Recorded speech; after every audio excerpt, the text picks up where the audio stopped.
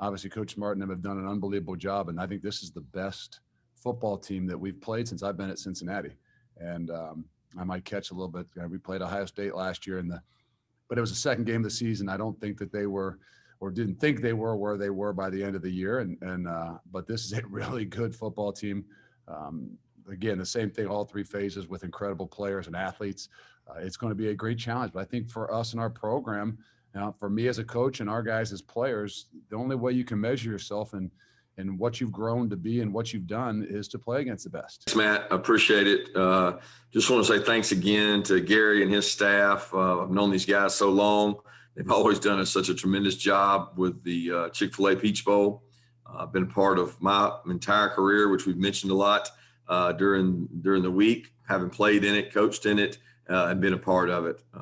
Still disappointed that both teams don't get to enjoy the city of Atlanta because as they do as fine a job as anybody in the country of entertaining your players during this week. And that's always kind of the culmination of a season, is when you bring all those players together and they get to enjoy the sights and sounds and the venues and the food all over Atlanta. So I hate that. But our guys have had a good work week. It seems like it's kind of been a different bowl. We didn't get a lot of bowl practice before Christmas. But since the break, it's been unique that you're practicing kind of at your own location the entire time. It makes it more like a road game, because your prep is all at home, and then you get ready to go to the bowl site. But got a lot of respect for Luke and the Cincinnati football team. What a tremendous job they've done there. And the more and more you watch these guys, the more and more you understand why they win. They're really sound fundamentally, do really good things on offense, defense, and special teams. And like I've said over and over, the balance across the three main phases is as good as we've played. They just don't have holes, and they don't have weaknesses. And anytime you got the number of seniors they got, it speaks volumes to their ability to retain players, but also to keep those guys engaged and have them develop and become good football players in their program. So we're excited, and we know we'll have a great turnout and ready to get to Mercedes-Benz. All right, thank you, Coach. All right, we'll now welcome head coach Luke Fickell of the 8th-ranked Cincinnati Bearcats. Coach, go ahead with your opening remarks on the state of your team and getting ready to face Georgia. Well, thanks, Matt. Thanks, Gary. As Kirby says, I have never been here, so I have not had the luxury of actually being in the Chick-fil-A Peach Bowl as a player or as a coach, and been fortunate to play a lot of bowl games and coaching a lot of bowl games, but have not. So it's kind of tough to say. We're really excited about it. We'd love even coming down last night, having a great dinner, and having our guys together. It's obviously different for our guys. What they know is the Birmingham Bowl and maybe the Military Bowl. Even though we were there for a little bit longer in different venues to practice and things, they definitely know that there's a difference. And I think that's what they're excited about. I said it earlier that obviously Coach Smart and them have done an unbelievable job. And I think this is the best football team that we've played since I've been at Cincinnati. And I might catch a little bit. We played Ohio State last year but it was the second game of the season. I don't think that they were, or didn't think they were, where they were by the end of the year. But this is a really good football team. Again, the same thing, all three phases with incredible players and athletes. It's going to be a great challenge. But I think for us and our program, for me as a coach and our guys as players, the only way you can measure yourself and what you've grown to be and what you've done is to play against the best. And so it's a unique opportunity for us to enjoy what we've had the opportunity to make it to. So I keep trying to remind those guys to not be satisfied for where we are right now, but in a great way for us to measure us as individuals, but really to measure us as a program to see where we are, where we've come, and how we match up against some of the very best. So we're excited. Can't get here soon enough. I think everything from about noon on today will go pretty quick. The last game we played was a 8:30 game or 8:20 game. So I think our guys are, obviously excited about getting up and getting rolling on New Year's Day. All right, thanks for that, Coach. All right, we are now open to questions for the media. Again, please click to raise your hand, and we will take the questions in the order they're coming in. All right, we will lead off with Justin Williams. Go ahead. Coach, I know you've talked about, Coach Fickell, you've talked about the goal for your team being to play in and win conference championships. Obviously, you've done that this year, but you kind of referenced how this bowl game is different than maybe what you guys have played in the past couple of years. How has that impacted your approach in talking with the team leading up to this one? Well, I don't think it's changed the approach. Obviously, this year is a unique year in how you prepare for a bowl. I still think it's got the same, whether you're playing in the Birmingham Bowl or the Military Bowl, it's still, you have the same things in mind that you got to be able to do. And that's the prep and prepare. Different this year than, maybe the development of young guys that you usually get in bowl practice. But it doesn't change how we go about things. I just think it's a greater opportunity for our program and for our young men to really measure themselves and to measure where we've come as individuals and as a group against the very best. So in some ways, what you do, what you prepare for is no different, but I think your ability to kind of step back and really kind of analyze what it is that you've done and where you're headed, you get a lot greater feel playing against a team like Georgia. All right, we'll take our next question from Anthony Dasher. Hey, Coach. I just want to start by offering my condolences to James Cook's dad, and I just want to ask him, how is James doing? Under these horrible circumstances, how has the team tried to rally around him? Well, he's not with us. It's really unfortunate. He got the news. I forget what day of the week it is now. I'm lost. But 2 days ago, he woke up to the news. His father had passed. He immediately talked to Dale, Coach McGee, and reached out. And he already had a flight, so he got a flight home, I think, with Dalvin, and he wanted to go home and be with his family. And we certainly understand that and support him. And everybody handles these kind of things differently. And James was close with his dad, and tough environment for him. I know all the running backs have reached out to him, spoke with him. I've spoke with him a couple of times. He's dealing with it the best he can, and appreciates all the support of Dog Nation and all our fan base. And heart goes out for him because the timing of this. If you remember last year in the bowl game, he got hurt early in the game against Baylor and didn't get to finish out the game. So I know that he knows he's got a lot of football ahead of him, and football is going to be there for a long time. And this is a time for him to be with his family. And we certainly understand that as coaches and appreciate that. All right, we'll take our next question from Chip Towers of the AJC. Go ahead, Chip. Yeah, can you hear me? I apologize. I've been having internet issues, so if you address this already, I guess for both coaches, but Kirby, you expressed a lot of concern at the beginning of the week about COVID and everything. I guess at this point you've about exhausted all those tested and all that. Are you guys going to lose anybody as a result of it? And Coach Fickell, you too, will you have any players out as a result of this virus? Start with Coach Smart, please. Yeah, Chip, I haven't really addressed that all year. It's not something that I'm going to start addressing now. So, that's not the importance is our health and safety of our players, and the protocols that we have in place are there to protect not only our players, but Cincinnati's players. And I respect both conferences' policies. They've got their testing policies they follow. We've got our testing policies we've followed, and we follow those to this point. And the guys that are able to play will be out there to play, and the ones that won't, unfortunately, won't be able to play. But we've kind of dealt with this all year, and we don't disclose the stuff. All right, now Coach Fickell. Same thing. I think that the misconception sometimes is obviously we all have issues with COVID, and we're all battling through the tough times, but the things that happen because of COVID as well, that really add up. And I don't know that everybody kind of understands that. It's like only thing you think about is COVID, and there are a lot of things that happen on the back end, whether it's, you've missed practices, you've had time off, guys get, aren't as healthy, and it's not just their lungs, it's not just the virus, it's the things that, happen from guys being off. So we're in the same boat. I mean, we leave that to the medical staff. I think that our travel has been really good. We've been really smart, and they've done a great job here at the hotel. So hopefully as of now, we won't have much of any other issues, and us as coaches can kind of maybe take a couple deep breaths and know who we got. All right, we'll take our next question from Mike Griffith. Go ahead, Mike. Yeah, good morning, Kirby. You mentioned the other day the elasticity of 2020 wearing thin. And yet when we talk with your players and your assistants, most of them were saying, yeah, we wish we could play, more games this season.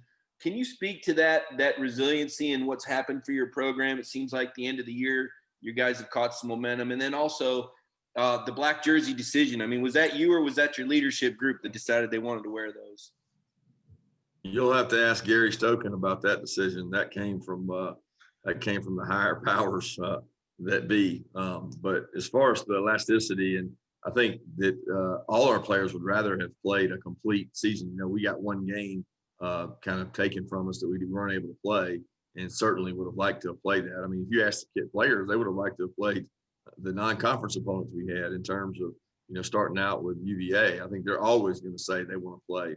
But we have to play by the standards and the rules and the safety precautions we have in place, and rightfully so. So I know that each and every guy, including myself, would love to have been able to compete and played every game we possibly could have. I'm sure Coach Fickell would have loved to have played some, out of conference games as well, because that gives you a chance to go out and represent your conference and go and play others. And you really find out a lot more about where you are when you get a chance to do that. But unfortunately, we haven't been able to do that. And in regards to the black jerseys, that was probably more so a Gary request, and we're obliged to. Those kids like wearing those, and I don't know exactly the whole deal, but I think it has something to do with both teams wearing their home jerseys.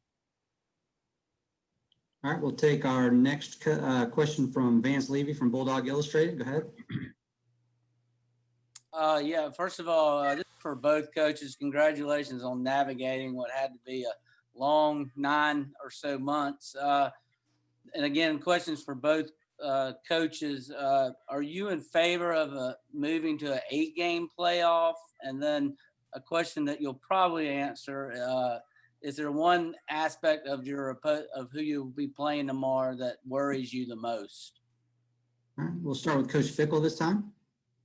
Well, yeah, I think that all of us want to continue to play, and it's such a. I mean, you could talk for hours and hours and hours and days about the playoff system and what's going to happen. I think I heard Mac Brown or somebody told me Mac Brown said something last night that really made sense to me. And when you start to have more guys that maybe don't play in the bowl games, so to speak, opt out, whatever it is, I think the way to continue to keep the stakes high and keep those guys involved might be some way somehow of expanding the playoffs. I think that's a better idea than just hey, well, we need to give a team like Cincinnati an opportunity to be in the playoffs. And the only way we're going to do that is by expanding. Everybody earns an opportunity to be in the playoffs, and sometimes the chips don't fall where they fall. You get your non-conference games canceled, and you aren't probably going to have an opportunity. So I don't think we expand just to try to include everybody, but maybe to expand because it's going to keep the kids and the players and more involved, which gives our programs a better opportunity to have the success and at least finish off the season the way you'd want to as a whole. So I think that there's a lot of things to be said about that. And Coach Smart?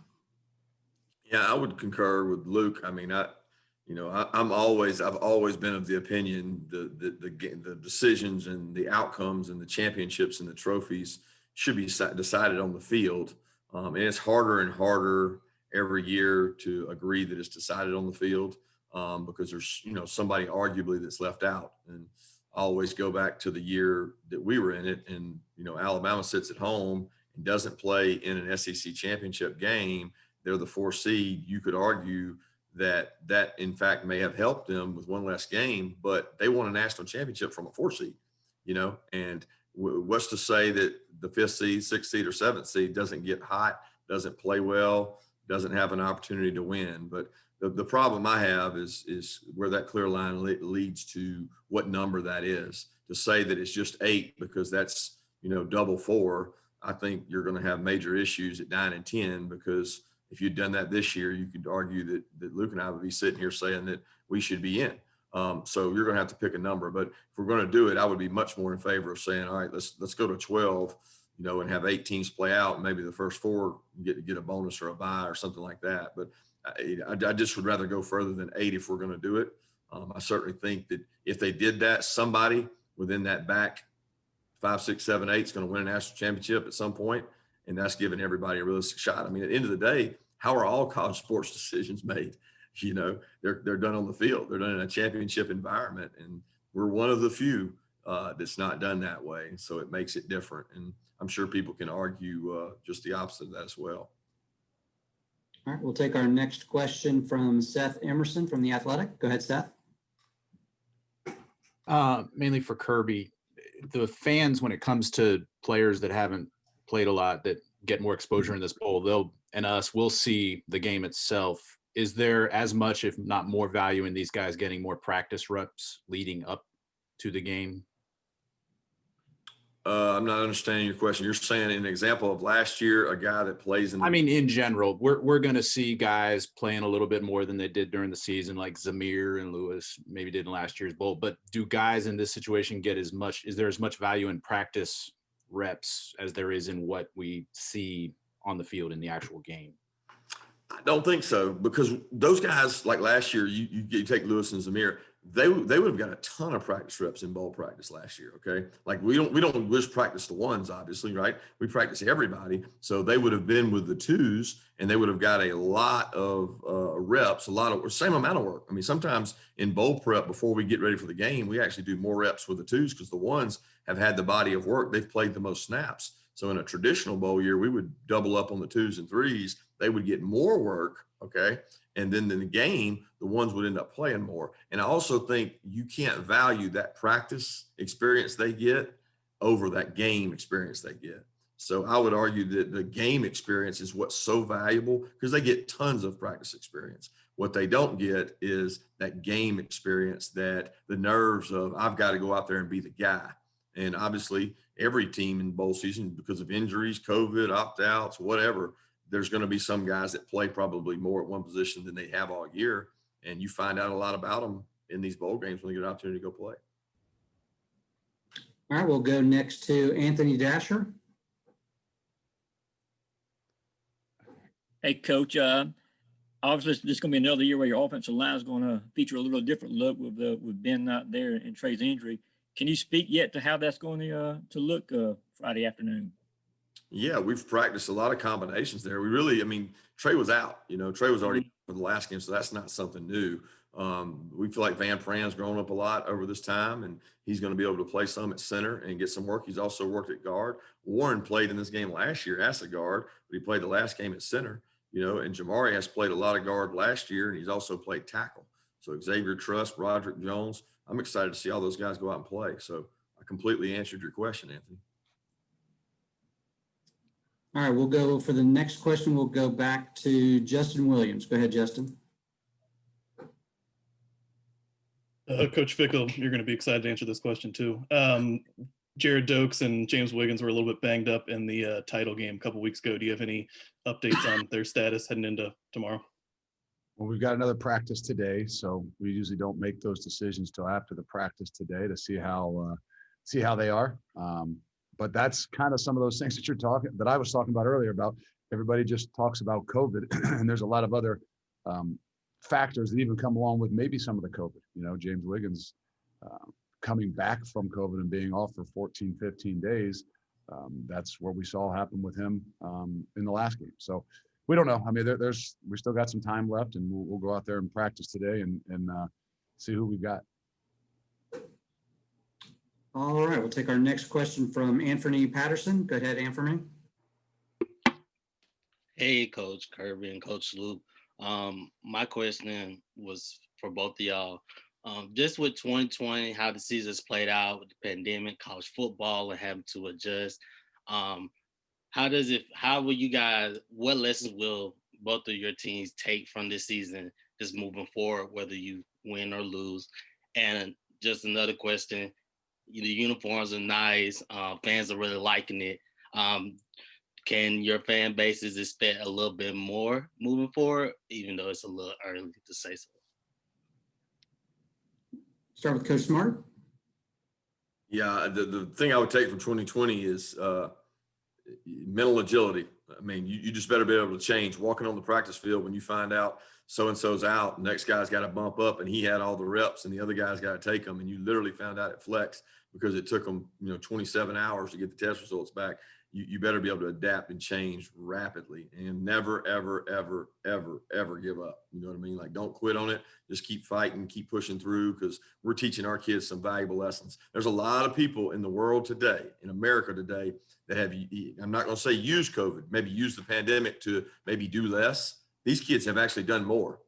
Okay. They've done more through the pandemic because they had to work twice as hard to stay available. They had to practice twice some weeks, meaning practice for Missouri once, practice for Missouri again, practice for Vandy once, practice for Vandy again, practice longer. So the fact I'm proud of is I had to work twice as hard, and I did. I didn't take the easy road and just say, it'd be easy just to say, let me stay home and avoid some of these things. I was really proud of them for doing that. Then as far as the uniforms, I mean, I'm one that I don't really get into the uniforms. The players do, the recruits do. So I like listening to my players when it comes to that. But a lot of our design came from Nike, and they come up with the ideas, and then we say whether or not we're going to jump on board with it. But I don't like distractions and things like that. If it's important to the players, I like for them to know beforehand. I'm not big into surprises in the locker room.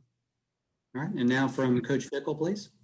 I would go right along with Coach Smart. For us as a coaching staff, for me as a coach, I think the ability to improvise, adapt, continue to overcome, never too high, never too low, with all the interruptions that you've had to deal with this year, starting all the way back from last March, of time off and the balance between your players as you come back, and your ability to kind of understand the situations. We were in camp when the Big Ten and the Pac-12 canceled, and your ability to manage the emotions of our kids, the ups and the downs, I think was something that I don't think any of us as coaches will ever forget, and hopefully we all learn from. I think for our kids in general, as well as the coaches too, I think that you find out a lot more about yourself in these kinds of times. And the high-end people, the high-end kids, obviously deal with these things a lot better because they're more disciplined in what they do. So I think it has, kind of exposed or helped in a lot of ways. I told our guys as we got going, I said, this year, this 6-7 months can be a real benefit to all of us, for you guys in particular, as younger 18 to 22-year-olds, for the rest of your life, if you can learn and handle and manage all the things that we're going to go through. And you don't really know what you're made of until you're thrown in some of those situations. And that's what I'm so excited about for our guys, is to see them make a decision in camp to continue to push forward, not knowing what's at the other end, whether it's going to be a bowl game or even a season, or a good season or a bad season, and to continue to keep their heads on straight, keep pushing, keep grinding, keep going through camp. We went through camp at a normal time and came back and had over almost 3.5 weeks until our first game. So the decisions they made, the ability to kind of handle it, has told me a lot about them, and I know it'll be, benefit them in the long run to whatever it is that they do. All right, thanks, Coach. We'll take our next question from Mark Weiser from the Athens Banner. Hey, this is for Kirby. I wanted to ask about how many early enrollees have practiced with you on campus already, and I wondered your impressions, if a few may have caught your eye in practice in terms of getting to see them up close in that setting for the first time. Mark, I wouldn't single anybody out of that group. I can't remember. I called them up yesterday, was their last practice, and I talked to them, and I don't even know exactly. I would guess and say 9, maybe 8 or 9. So I think we had 3 DBs, a linebacker, 2 linemen, receiver, and a running back. So whatever number that is, maybe. But they all did a tremendous job. I mean, you talk about an intimidating environment. I'm walking in, and most of these kids, they usually come where they been on official visits and they know guys and they hung out with guys. I mean, literally, it'd be the first time I've seen some of them face to face, other than maybe 9th or 10th grade in camp. I haven't seen them. I'm worried about not even recognizing them. So they're out at practice, and they did a tremendous job jumping in. They were able to help us. With our numbers being down, we were able to really help ourselves. And I guess I left out D-line. We had a couple D-line there too. So they were really able to help us out in terms of practice and depth and give us a good look. So it's always exciting to get those guys out there. Thanks. All right, we'll take our next question from Roddy Nabolsi. Go ahead, Roddy. This is for both coaches. After Friday's game, you'll be looking towards the 2021 roster. The transfer portal is new to a lot of fans, media, and coaches. We don't quite understand how you guys handle it. Can you give us some insight into how each staff monitors the transfer portal? How who's watching it? How do you reach out to the kids, and how many kids have already reached out to you? All right, we'll start with Coach Fickell this time, please. That's a bomb right there, to be honest with you. It's when it first started, I think that we were monitoring it every day with our recruiting people. It's overwhelming, to be honest with you. Now, as we've gone, we're in our 4th year in our program. It's not a big way we want to build our program. I'm not saying we don't still monitor it and look at it. We use it in a way that obviously can better our program. And a lot of those guys that we have taken maybe via the transfer portal in the last couple of years are guys that are coming back home. So somebody that we've known for quite a while, we recruited coming out of high school, we've got a relationship with at one point in time, because like anything, there's a lot of, you think it might look better, but the reality is it's not always the case. And then you always got to worry about your guys too. I think that I'm not a big fan of it, to be honest with you. I've said it from the get-go. I don't think you want to give kids easier ways to take the easy route, where they can throw their name in something and think it's going to be easier if they go from, Georgia to Cincinnati or, whatever. And so I think it's a balance in a lot of ways. And I know we don't want to build our program that way, but all of us are going to use it maybe specifically on something they might need. All right, now Coach Smart, please. Yeah, I would just say ditto, because I'll be honest, he said everything that I would want to say. The only thing I would say is we don't have to monitor it because you guys do so hard that every time somebody goes in it, you write an article. So we don't have to monitor it. You guys do it for us. So as soon as somebody's in it, we know. We don't, I think people think that we have people sitting down there on the ticker checking every 3 minutes, but since I know y'all are checking it every 3 minutes, I don't have to, because I know it's going to be the next story. As soon as somebody's in it, it'll be on the front lines that so-and-so jumped in the portal. So it's a need base for us. But if I had my preference, I would rather not use the portal, because, schools like Cincinnati and Georgia, you shouldn't have to. You should be able to go out and go recruit the right kind of guys. All right, we'll go next back to Vance Levy. Yeah, again, for both coaches, this will go down as the year of the virtual meeting and Zoom. Can you talk a little bit about both the advantages of what Zoom and virtual has brought you guys, and also the disadvantages? I guess the advantages for us would be you might save a little time gathering together, staff meetings. We still do most of our meetings by Zoom, and we have 1 or 2 staff meetings a week where we're all together. But to cut down risk and people being in closed spaces for long amounts of time, we do a lot of stuff by Zoom that we would have never done before. So I would say the efficiency that a coach that might be in an academic meeting, he's working on a script because they're not talking about his players. Now he's sitting on a Zoom. He's able to do what he's got to do and not have to sit in a meeting away from his office. He can be at his desk in his office, multitasking. So that can be an advantage. It can also be a disadvantage if it's a distraction for you. But obviously in recruiting, it's very different, but you can communicate. And I probably never would have gone face-to-face with as many prospects via Zoom if I knew that they were coming to my campus. Now, I'm sitting there going, well, I get to see them face-to-face anytime I want, whether it's by FaceTime or by Zoom. So you start to use those things more often, but that's the biggest difference for us. Okay. Coach Fickell, please. I would say no benefit other than I become a little bit more tech savvy. And I don't know if that's a benefit. I got young kids at home that they can, if I need something done, they can teach me how to do it. But I don't like it. Obviously it's a means for what we have to do this year. So it's made us improvise. If anything, it's made us learn how to adapt. But we love to be face-to-face. To have a meeting where you can't look a guy in the eye and get a response is very, very difficult. And we've had to do it. We've had to manage it. But we've done a better job at finding ways to still keep us together, whether they're in big spaces, which isn't as good either.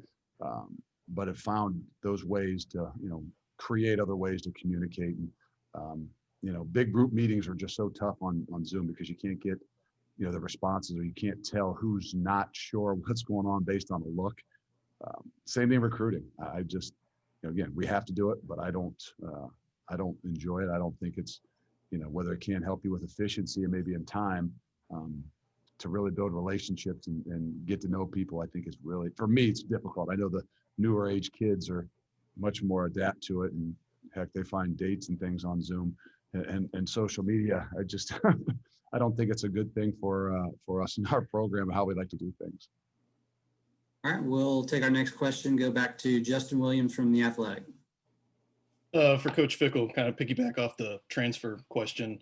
I know you don't like the term Power Five, and I know you guys have obviously played. So why do you keep saying it? Just to bother you, right, apparently. And I know you guys have played some Power Five non-conference games, obviously, but in a game like this, specifically on offense, is there any impact or benefit from guys like Jerome, James Hudson, Michael Young being in this game, obviously coming from some top-tier programs? Well, I think they got a better grasp of what they're going to see. And, anybody that says there isn't a bit of a difference, probably doesn't know college football as well. And there is still a difference in what I call the blue bloods in the top end and all the others, whether they're whatever conference they're in. So I think in some ways, yeah, it does. I mean, James Hudson, obviously at Michigan, and Michael Young at Notre Dame, I think they have a good grasp of playing against those guys. So I think maybe they can give some insight, but I don't know that it's, going to be that much different. We played, which is a great opportunity for us. We played Ohio State last year, which I think gives us a little bit better indication of the type of players that we're going to see. Whether it's the transfer guys or the guys within our program, it's not hard to turn on the film and have an idea of what it is that you're looking at that might be a lot different than what you've seen most of the year.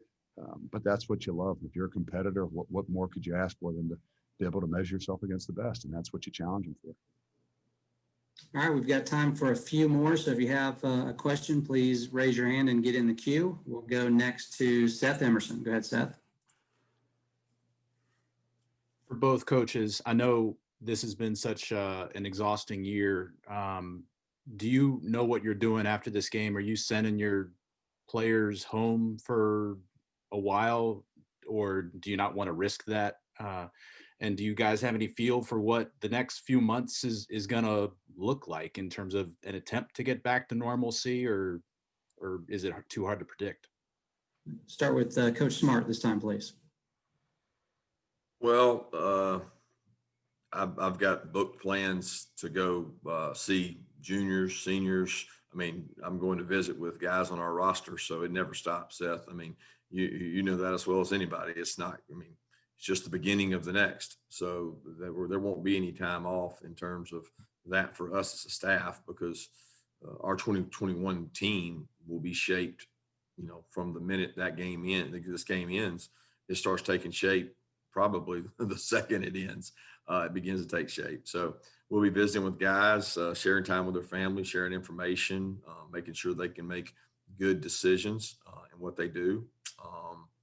And as far as for our players, school starts back January 13th, which is very unique because we've always had third or fourth start date. So they went from game back to school, which I'd never think is really fair for guys not to get a true break. And it's been part of the burden of bowl game when you have a guy that goes and he has to practice the whole time. He doesn't get to go home, and then all of a sudden he comes right back to school. So I'm very happy that our players get to disconnect a little bit and go be with their families who they haven't been able to be with. And they got a little time over Christmas, 2-3 days, but now they'll get up until the 13th to be with their families and visit and do what they need to do and then come back. But we'll be in protocol when they do come back. We'll continue to test and do things like that. All right, Coach Fickell, please. Very similar. I think that for our guys, knowing that they have an opportunity to go home, we start back on the 11th. So we'll get all of them back to campus. The idea is the 10th. There still could be some things virtual.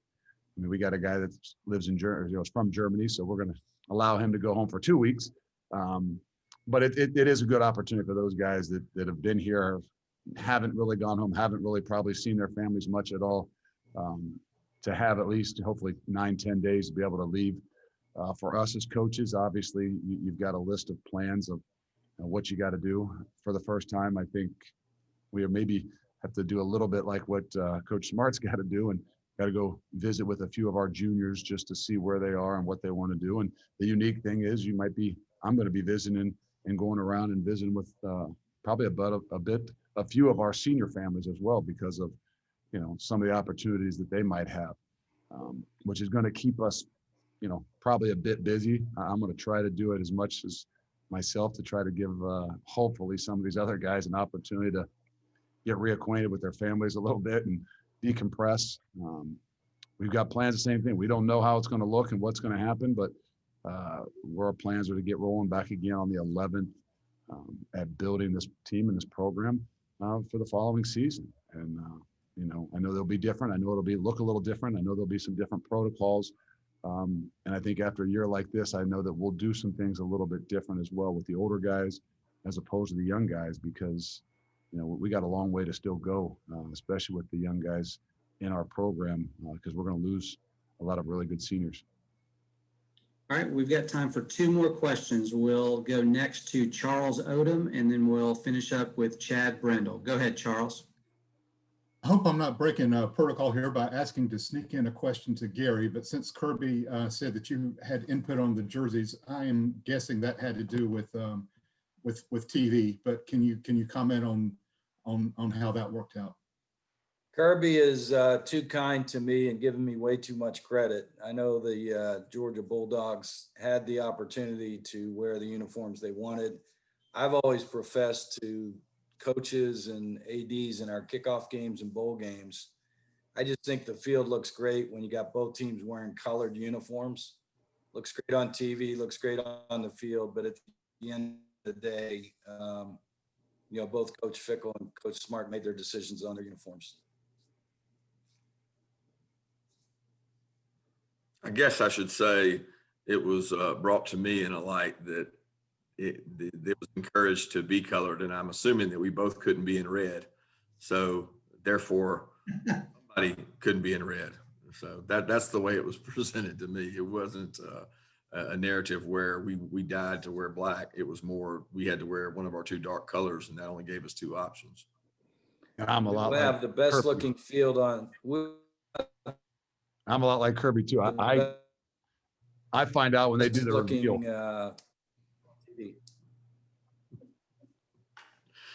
All right, go ahead, Coach Fickell. I said I'm just like Kirby. I find out what we're wearing usually on Thursday of a normal game Saturday when our social people send out the reveal, because we have a little small group of guys, 3 or 4 seniors and the strength coach that kind of decide on what we're wearing, and they give me the update on it, because I'm similar. I don't want some surprise, but our kids love and enjoy mixing some things up, and we have an opportunity because we have some combinations to be able to do it. And it was presented to me the same way probably was to Kirby.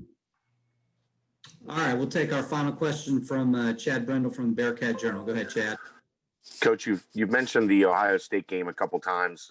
How do you use that with these guys to say, maybe it didn't happen the way we wanted it to that day in Columbus, but this is just as good a team, and it allows us a chance to prove ourselves again on that type of stage?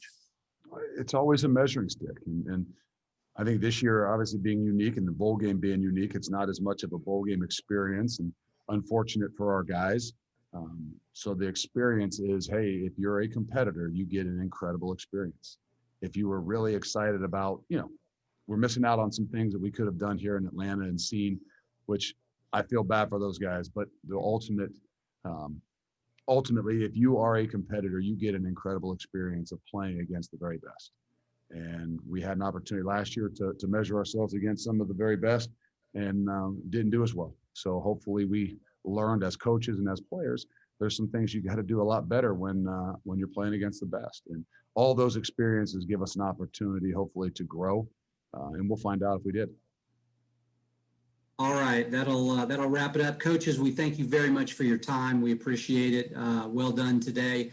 We're certainly excited and looking forward to a great and incredible game tomorrow. We wish you the best in your final day of preparation, and we'll see you in the stadium tomorrow. Thank you, guys. Thanks, Matt. Thanks, Coach.